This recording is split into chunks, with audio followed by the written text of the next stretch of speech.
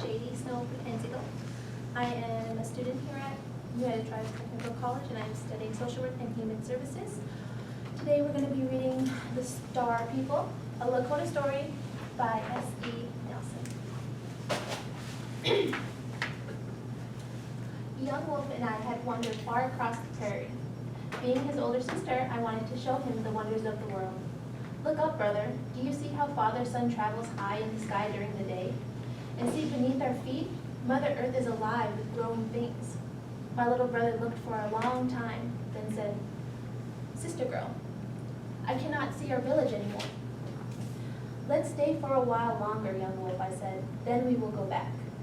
We sat in the dry, sweet-smelling grass, watching the clouds drift overhead. Young wolf pointed out and said, "Sister girl, that cloud looks like a buffalo head." We laughed with amazement. "There's an eagle," I cried. "And a horse," said young wolf. "The cloud spirits are playing above us," I told my brother. "Sometimes they take the shapes of animals or people.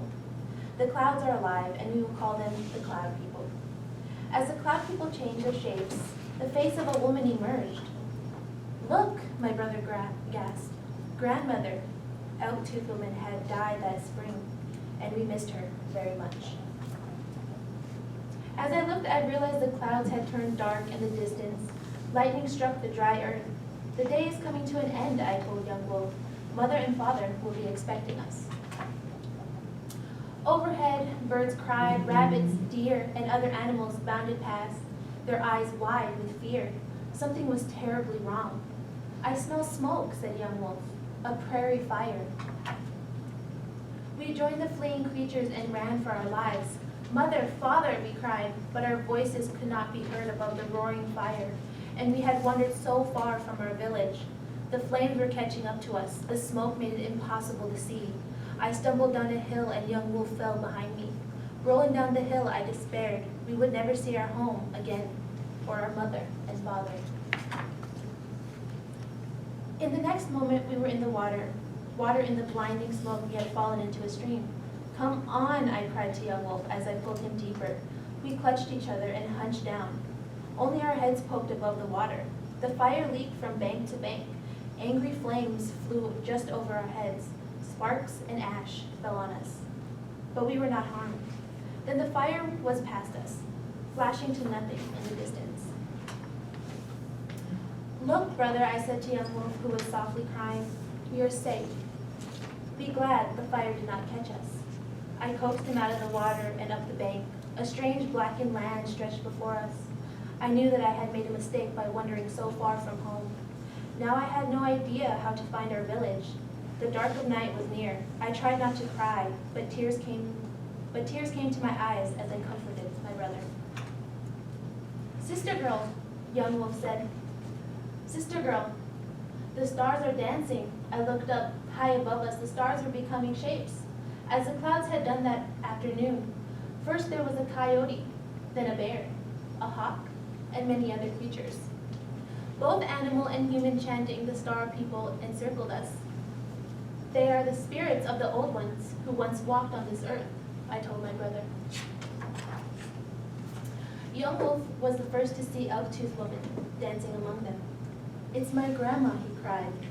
"You are safe now, my little young wolf," she whispered, holding her arms out. "I am here, my sister girl."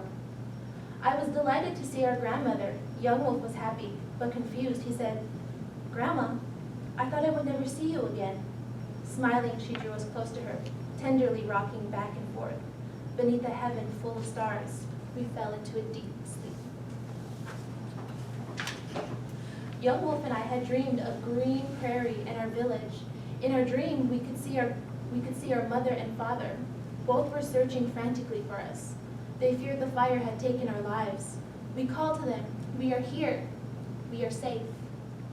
But they could not hear us. In our dream, raindrops pattered upon the burned ground. Wildflowers grew and crickets chirped. Moths fluttered above in the cool moonlight. Creatures crawled from the safety of their burrows: badger, lizard, turtle, rabbit. The wild ones gathered in a circle, dancing. They chanted a joyous song. "Thank you, raindrops. The fire is gone. Thank you, Sister Moon, the fire is gone. Hey-ya, hey. Star people above, we are alive. Hey-ya, hey. In our dream, grandmother said young wolf lifted their feet to the beat of the drum. I joined in their dance together. We all gave thanks. In the morning, when we awoke, I felt an emptiness in my heart. I missed our parents. Young wolf felt the emptiness in his stomach. I'm hungry, he said. Elk-Tooth Woman laughed. She took us to a place where berry bushes had escaped the fire. We ate our fill. Then grandmother said she would take us home. We traveled a long time across the barren land. In places there were flowers and green grass, untouched by the fire. There was a sign of hope. Finally, we came to the hilltop. Looking down, young wolf howled. There's our village. I turned to my grandmother. Our mother and father were so happy to see you again. She shook her head. I can go no farther. I must return to my home in the sky. Young wolf clutched Elk-Tooth Woman and would not let her go. Tears streamed down his round cheeks. I pleaded with her to stay. Drawing away from us, grandmother smiled and said, Don't worry, my sister girl, my young wolf. I will always be with you. The star people are always with you. Look up, and you will see me amongst the stars. So young wolf and I returned home safely. Our parents wept with joy to see their children. And then they were so angry with us for wandering so far from home.